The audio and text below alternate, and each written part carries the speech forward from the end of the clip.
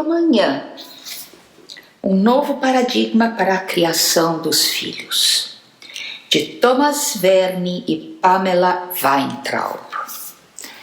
A apresentação deste livro do psiquiatra canadense Thomas Verne foi feita aqui no Brasil pela doutora Eleonor Madruga Luzes, médica, psiquiatra, terapeuta junguiana, doutora em ciências do início da vida.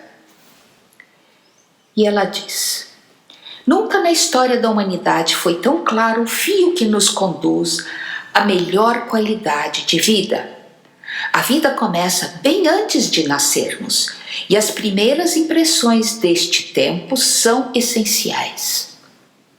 Cartas da ONU desde 1978 e da Organização Mundial de Saúde, baseadas em enorme evidência científica, muitas das quais são expostas neste livro, deixam claro o quanto é preciso se preparar para ser pais e mães conscientes e assim criar uma humanidade pacífica, harmônica, inteligente e fraterna. Países como Hungria, Alemanha, Japão, Irã, Índia e os escandinavos, que promovem a preparação para a maternidade e paternidade conscientes, já verificaram os efeitos sobre a saúde física e social. Em 15 anos, a Suécia baixou radicalmente o suicídio de jovens, a drogadicção e o crime.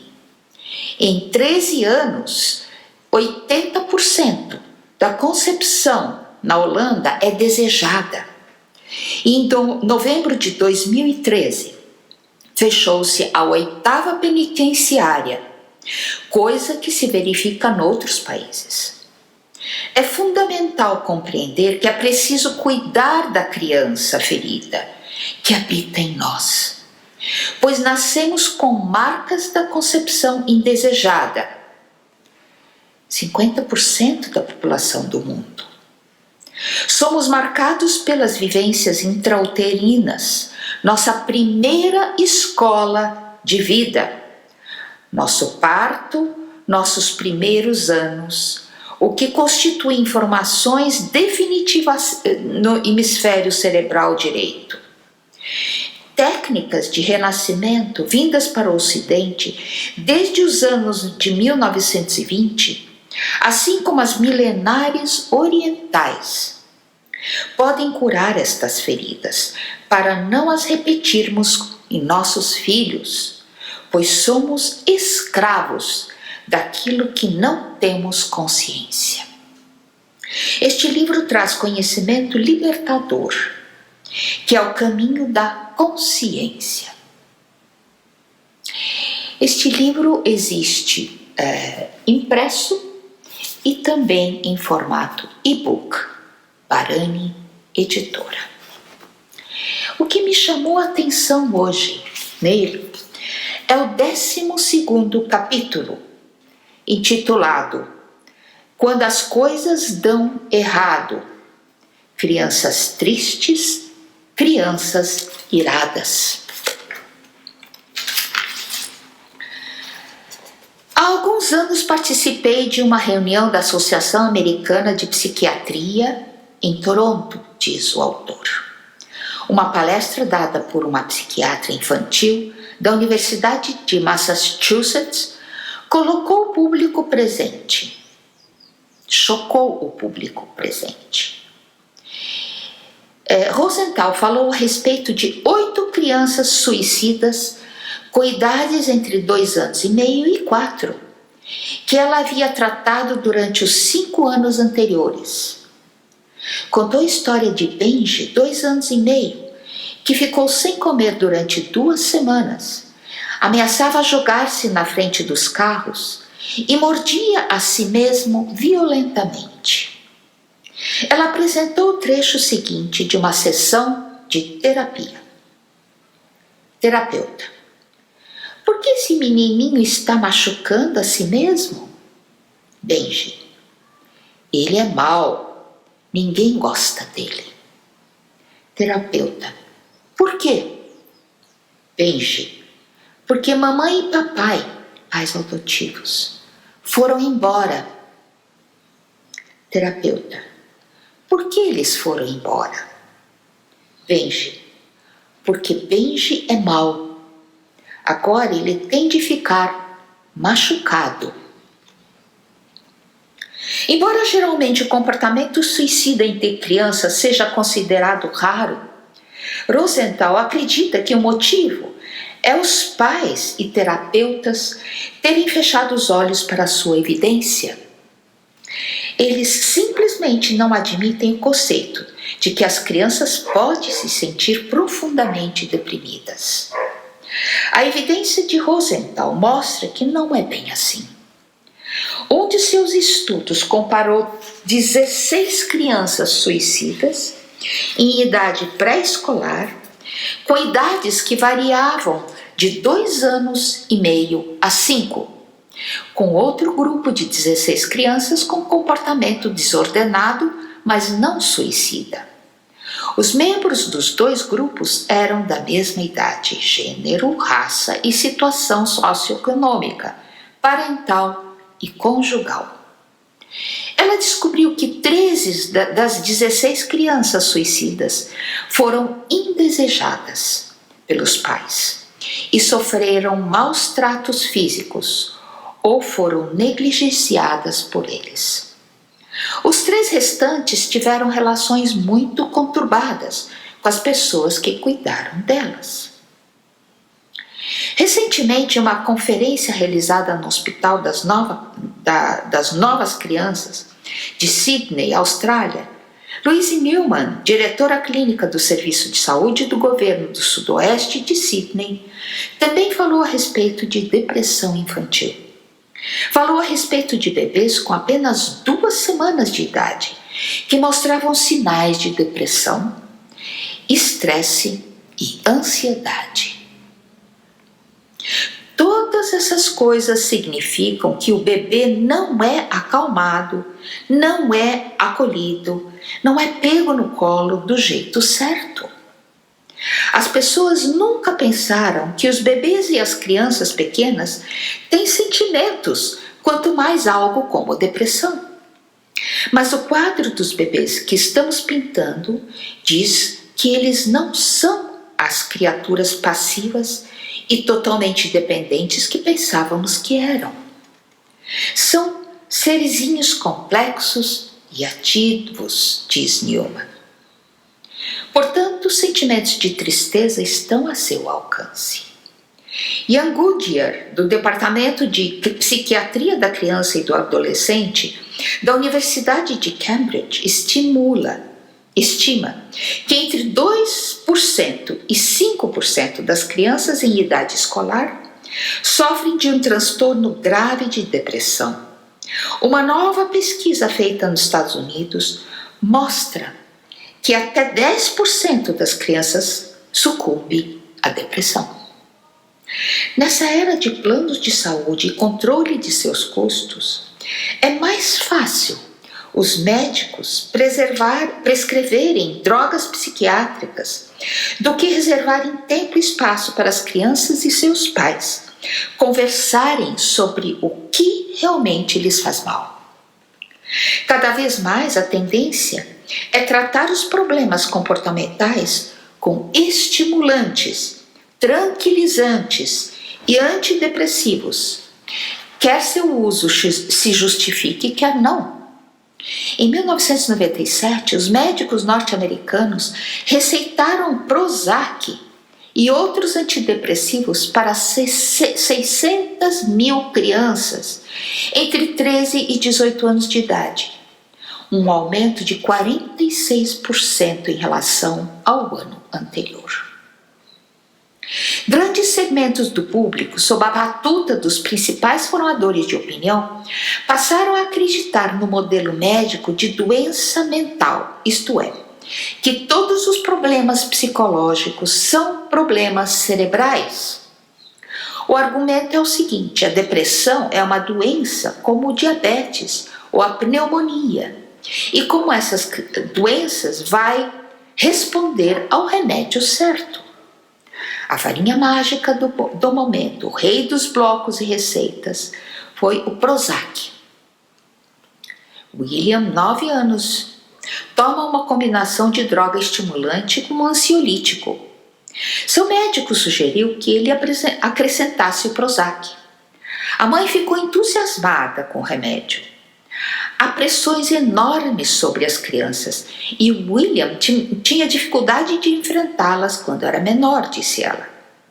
Ele tinha pouca autoestima, lutava com os deveres de casa e achava difícil fazer amigos. Desde que está tomando os remédios, está muito mais feliz e muito mais calmo. Para uma criança como William, os remédios podem ajudar com certeza.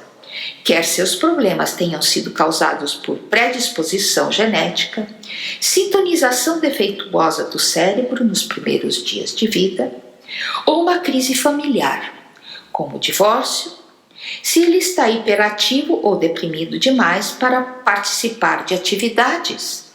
O tratamento apropriado com drogas pode ajudá-lo a se concentrar na psicoterapia e na escola. A capacidade de controlar seus impulsos vai ajudar William a se sentir mais à vontade consigo mesmo. Por extensão, seus professores vão parar de considerá-lo um problema e outras crianças vão querer fazer amizade com ele. Mas, para ter um progresso real com os problemas de autoestima, William vai precisar de algo mais que uma pílula e feedback positivo dos outros. Toda a pesquisa sobre adultos e crianças mostra que todos eles se sentem melhor quando expostos a uma combinação de psicoterapia e remédios. Quando vemos a depressão, os ataques de pânico, o alcoolismo, a bulimia e congêneres como algo meramente genético ou devido a um desequilíbrio químico, absolvemos de toda a responsabilidade. Não só o indivíduo que está sofrendo de uma dessas mazelas, como também a família de origem e a sociedade em geral. Em vez de enfrentar e resolver traumas e mágoas do passado, reconhecendo os próprios defeitos e falhas e trabalhando para melhorar a vida familiar e as condições sociais, as pessoas engolem mais pílulas, adquirem mais doenças depressivas e cometem mais crimes. Um estudo do Instituto Neuropsiquiátrico da Universidade de Los Angeles, da Califórnia, mostrou que 5% de 662 crianças pré-adolescentes tratadas lá durante um período de 4 anos eram gravemente autodestrutivas ou suicidas. Maurice Paulson, o psicólogo clínico que coordenou o estudo, descobriu um denominador comum entre essas crianças perturbadas. Todas elas tinham um lar que não estava lhes dando a compreensão e o carinho de que a criança necessitava, diz Paulson. Essas crianças tendem a se sentir rejeitadas, indesejadas, inferiores, inadequadas e alienadas. Veem a si mesmas como indivíduos sem valor e, como Bendy, muitas vezes se culpam pela negligência, rejeição ou maus tratos a que foram submetidos. Em geral, as meninas escondem seus sentimentos de depressão por trás de sintomas psicossomáticos, dores de cabeça, problemas de estômago e transtornos alimentares. Os meninos tendem a se expressar agressivamente, participando de intimidações, atos de vandalismo e outras infrações menores. Ambos os sexos têm probabilidade de mostrar alterações dramáticas nas notas, nos interesses e nos hábitos de sono, bem como uma incidência evidentemente maior de acidentes graves. Em quase todos os estudos examinados, uma incidência elevada de lares desfeitos por morte, separação ou divórcio foi encontrada e identificada como causa importante de distúrbios infantis. Um grupo mostrou que a qualidade da vida familiar subsequente à perda prematura de um dos pais está relacionada de maneira crítica ao desenvolvimento de psicopatologias mais tarde. A evidência deixa pouca dúvida de que a criação inadequada dos filhos, independentemente de perda nos primeiros anos de vida, está associada a uma incidência mais elevada de depressão. Em casos de perda de um dos pais, a probabilidade de uma criação deficiente aumenta, uma vez que a mãe ou pai, sob cujos cuidados a criança continua, também está enfrentando o luto, a ansiedade ou a raiva. É óbvio que esses sentimentos comprometem a capacidade da mãe ou do pai de satisfazer as necessidades da criança. A reação de cada criança depende não só dos sentimentos e do comportamento da mãe ou pai sobrevivente, mas também do tipo de relação afetiva que a criança tinha com a pessoa que perdeu.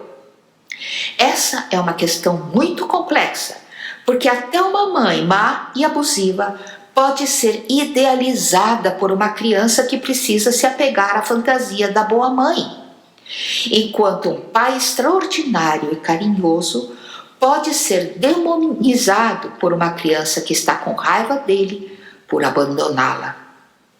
Com essa ressalva, em termos gerais, uma relação afetiva positiva com a mãe ou pai que a criança perdeu vai levar a um luto mais penoso e ainda a curto prazo. Mas ao longo prazo, vai resultar em uma saúde emocional. Já vimos o efeito que mães ansiosas, estressadas e deprimidas podem ter sobre os bebês, tanto antes quanto depois do parto. Mais tarde, as crianças que são elas próprias deprimidas vão descobrir que seu estado emocional piora ainda mais um sistema neurobiológico já comprometido. Há evidências conclusivas que associam a depressão com um aumento modesto, mas estatisticamente significativo, na atividade do sistema nervoso autônomo, em particular do sistema nervoso simpático e da área ao longo do eixo hipotálamo-hipófise suprarrenais. Por causa disso, aumentam as quantidades dos hormônios de estresse cortisol e beta-endorfina na corrente sanguínea, enquanto a função imunológica é prejudicada.